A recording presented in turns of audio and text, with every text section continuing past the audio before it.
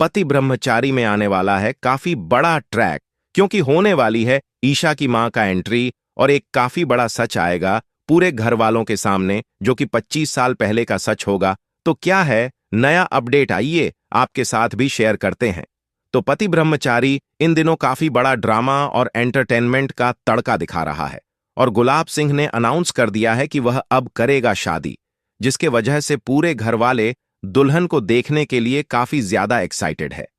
लेकिन गुलाब सिंह शादी के बाद ही दुल्हन का चेहरा दिखाएगा और चेहरा देखने के बाद तो पूरे घर वालों को शौक लगने वाला है, क्योंकि वह दुल्हन कोई और नहीं बल्कि ब्याह होने वाली है। पहले तो मेकर्स ने कंफर्म किए थे कि रिया का शादी गुलाब सिंह से करवाएंगे, लेकिन फिर राइटर ने स्टोरी चेंज कर दिया, जिसकी वजह से ब्याह का शादी गुलाब सिंह से करवा रहे हैं। और जहां तक बात है 25 साल पुराना सच, तो वो सच यह है कि सूरज जो है वह गुलाब सिंह का बेटा है और ईशा जो है वह सूरज के नकली पापा की बेटी है। यह घटना 25 साल पहले घटा था। हॉस्पिटल में शो में एक और नई विलेन एंट्री लेने वाली है, जो कि सारा खेल रची थी, और वह विलेन कोई और नहीं ताई जी हैं। जी हां दोस्तों, इनको चाहिए थी बेटा, लेकिन हो गई बेटी, और ताई जी के पहले से ही 2 बेटियां थीं, जिसकी वजह से ताई जी ने ईशा को बदल दिया सूरज से। और यह बात कहीं ना कहीं सूरज की मां को पता चल गया था, जिसकी वजह से ताई जी ने सूरज की मां को मार डाला, यानी कि ईशा की मां को मार डाला, क्योंकि सूरज की मां तो अभी भी जिंदा है, जो कि गुलाब सिंह के कैद में है।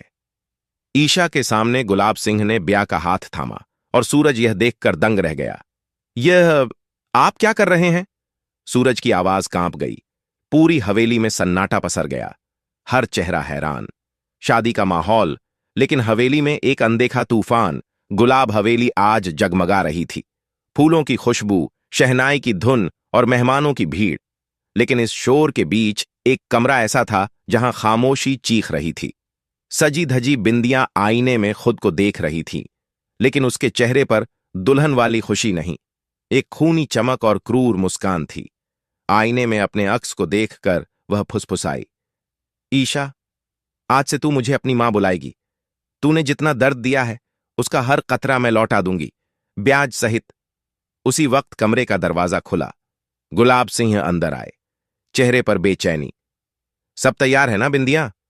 बिंदिया तुरंत मासूम बन गई। मैंने कहा था ना, ईशा को आपके पास वापस लाऊंगी, बस शादी होने दो, फिर पूरी हवेली हमारी, मतलब आपकी खुशियों की होगी। ईशा, जिसे सच्चाई दिख रही है पर कोई उस पर विश्वास नहीं कर रहा, हवेली के दूसरे कोने में ईशा अपनी मां की तस्वीर पकड़े बैठी थी। सूरज उसे समझाने की कोशिश कर रहा था, लेकिन ईशा की आंखों में साफ डर था। सूरज, बंदिया डर नहीं रही, वो प्लान कर रही है। उसके हाथ कांप रहे थे पर आंखें बिल्कुल स्थिर। कोई डर कर शादी नहीं करता, कोई बहुत बड़ी साजिश कर रहा है।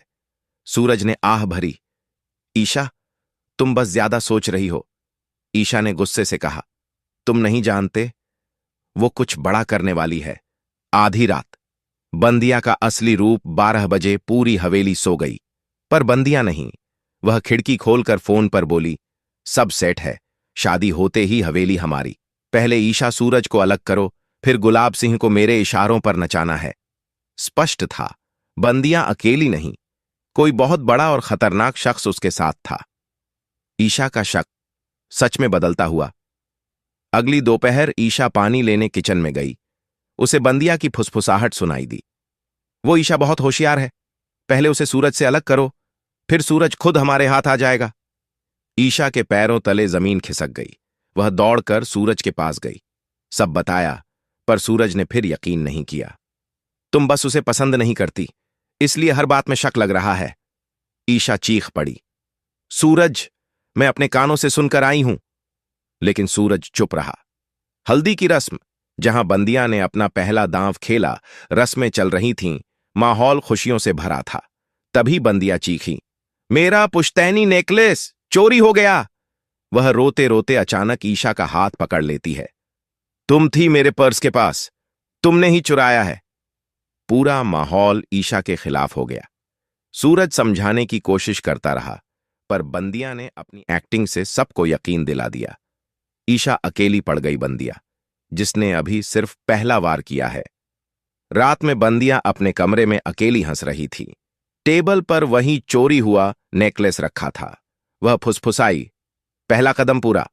अब यह घर हमेशा के लिए दो हिस्सों में बंट जाएगा।